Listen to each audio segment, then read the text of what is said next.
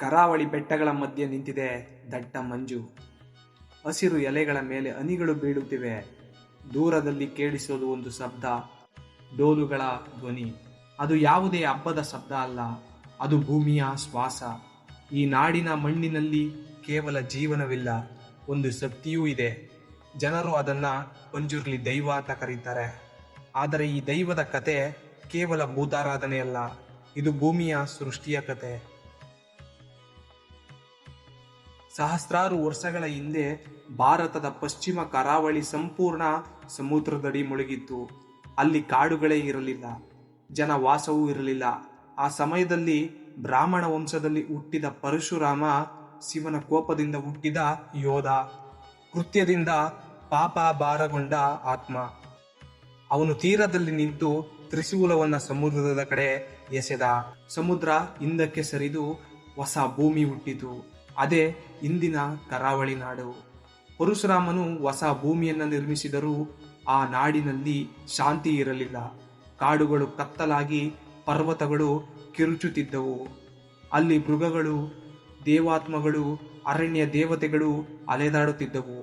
ಆ ಹೊಸ ಭೂಮಿಗೆ ಜೀವ ಕೊಡುವ ಆತ್ಮ ಬೇಕಾಗಿತ್ತು. ಆ ಆತ್ಮವೇ ಪಂಜುರ್ಲಿ ಆಗಬೇಕಿತ್ತು. ಒಮ್ಮೆ ಅರಣ್ಯದಲ್ಲಿ ಒಬ್ಬ ಮಹಾನಾಯಕ ಬೇಟೆಗೆ ಹೋದ. ಅವನ ಬಾಣದಿಂದ ಒಂದು ಕಾಡು ಹಂದಿ ಕೊಲ್ಲಲ್ಪಟ್ಟಿತು. ಆ ಹಂದಿ ಸಾಮಾನ್ಯ ಪ್ರಾಣಿಯಲ್ಲ, ಅದು ಭೂಮಾತೆಯ ಆಶೀರ್ವಾದ ಪಡೆದ ಪ್ರಾಣಿ. ಪ್ರಾಣ ಬಿಟ್ಟ ಕ್ಷಣ ಅದರ ಆತ್ಮ ದೇವತೆಗಳ ಮುಂದೆ ಪ್ರಾರ್ಥಿಸಿತು, ನನಗೆ ಹೊಸ ಜೀವನ ಕೊಡಿ, ನಾನು ಈ ನಾಡಿನ ರಕ್ಷಣೆಗೆ ಶಪಥ ಮಾಡ್ತೀನಿ ಅಂತ ಆ ಪ್ರಾಣಿ ಕೇಳುತ್ತೆ. ದೇವತೆಗಳು ಆಶೀರ್ವದಿಸ್ತಾರೆ. ಹೀಗೆ ಹುಟ್ಟಿದ್ದ ಪಂಜುರ್ಲಿ ದೈವ ಅರ್ಧ ಮಾನವ, ಅರ್ಧ ಹಂದಿ ರೂಪದ ದೈವ. ಆಕಾಶ ಮಂಡಲದಲ್ಲಿ ದೇವತೆಗಳ ನಡುವೆ ಮಾತು ನಡೆದೇ ಹೋಯಿತು. ವಿಷ್ಣು ಹೇಳ್ತಾನೆ, ಈ ನಾಡಿಗೆ ಶಕ್ತಿ ಬೇಕು ಅಂತ. ಶಿವನು ಹೇಳ್ತಾನೆ, ಈ ನಾಡು ನನ್ನ ಭೂತರಿಂದ ಕಾಪಾಡಲ್ಪಡಬೇಕು ಅಂತ. ಅದಕ್ಕೆ ಪಂಜುರ್ಲಿಗೆ ಶಕ್ತಿ ನೀಡಬೇಕಾಗಿತ್ತು. ಅವನ ಕೋಪ, ವೇಗ ಮತ್ತು ಭೂಮಿ ಜೊತೆಗಿನ ಸಂಬಂಧವನ್ನು ದೇವರುಗಳೇ ಆಶೀರ್ವದಿಸಿದರು. ಪರಶುರಾಮನು ನವಭೂಮಿಯನ್ನು ಸೃಷ್ಟಿಸಿದ ನಂತರ ಧ್ಯಾನದಲ್ಲಿದ್ದ. ಅವನ ಮುಂದೆ ಒಂದು ವಿಚಿತ್ರ ದೈವ ರೂಪ ಕಾಣಿಸಿಕೊಂಡಿತ್ತು. ಅರ್ಧ ಹಂದಿ, ಅರ್ಧ ಮನುಷ್ಯ. ಕಣ್ಣುಗಳಲ್ಲಿ ಕೋಪ, ಹೃದಯದಲ್ಲಿ ಶಾಂತಿ.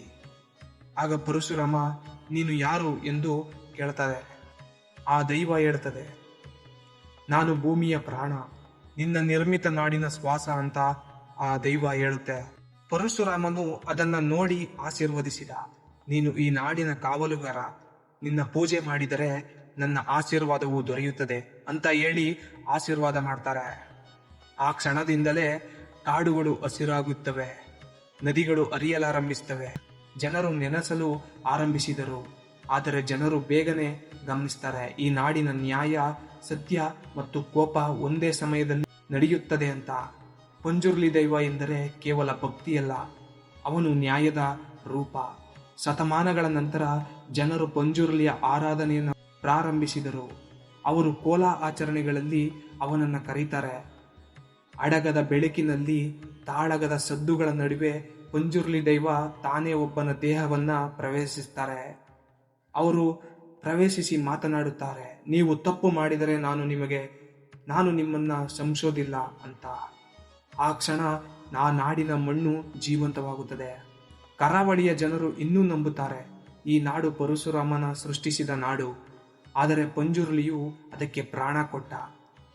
ಪರಶುರಾಮ ಸೃಷ್ಟಿಕರ್ತ, ಪಂಜುರ್ಲಿ ರಕ್ಷಕ. ಇವರಿಬ್ಬರಿಲ್ಲದ್ರೆ ಈ ನಾಡಿನ ಆತ್ಮವೇ ಅಪೂರ್ಣ ಅಂತ ಅವರು ನಂಬ್ತಾರೆ.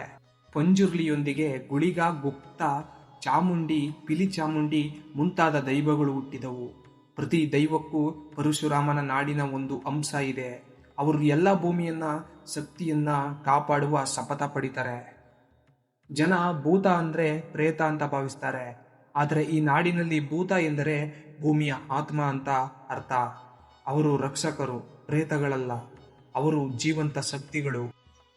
ಶತಮಾನಗಳು ಕಳೆದವು, ರಾಜ್ಯಗಳು ಬದಲಾದವು, ಧರ್ಮಗಳು ಬದಲಾದವು, ಆದರೆ ಪಂಜುರ್ಲಿಯ ಆರಾಧನೆ ಬದಲಾಗಲಿಲ್ಲ. ಇಂದು ಸಹ ರಾತ್ರಿ ಕೋಲ ಬೆಳಗಿದಾಗ ಜನರು ನಂಬುತ್ತಾರೆ, ಪಂಜುರ್ಲಿ ಸ್ವತಃ ಬರುತ್ತಾರೆ ಅಂತ. ಪಂಜುರ್ಲಿ ದೇವತೆ ಕೇವಲ ಪವಿತ್ರ ಸ್ಥಳದವಲ್ಲ, ಅವನು ನೈತಿಕತೆಯ ಶಕ್ತಿ. ಯಾರಾದರೂ ಅನ್ಯಾಯ ಮಾಡಿದರೆ ಪಂಜುರ್ಲಿಯು ಆ ನಾಡಿನ ಶಾಂತಿಯನ್ನು ತಿರುಗಿಸ್ತಾನೆ.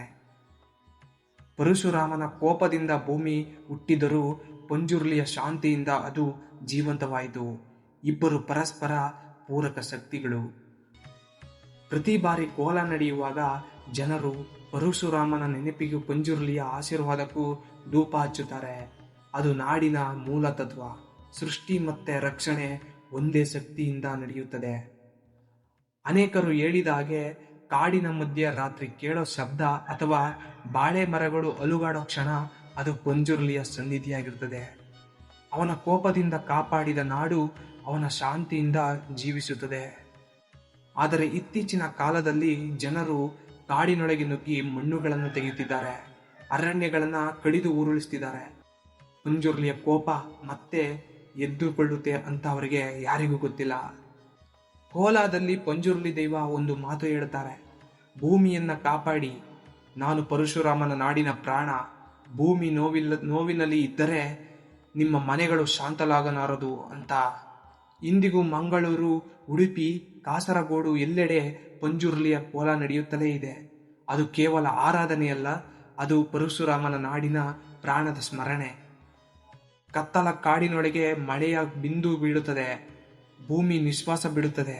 ದೂರದಲ್ಲಿ ಕೇಳುಬರುವ ತಾಳದ ಧ್ವನಿಯಲ್ಲಿ ಒಬ್ಬ ಕೋಲ ನೃತ್ಯಗಾರ ಕೂಗುತ್ತಾನೆ, ಜೈ ಪಂಜುರ್ಲಿ ದೈವ. ಆ ಧ್ವನಿಯಲ್ಲೇ ಇದೆ ಈ ನಾಡಿನ ಜೀವ. ಪರಶುರಾಮ ನಿರ್ಮಿಸಿದ ನಾಡು, ಪಂಜುರ್ಲಿ ರಕ್ಷಿಸಿದ ನಾಡು. ಅವರಿಬ್ಬರ ಮಧ್ಯೆ ಭೂಮಿ ಇಂದಿಗೂ ಜೀವಂತ.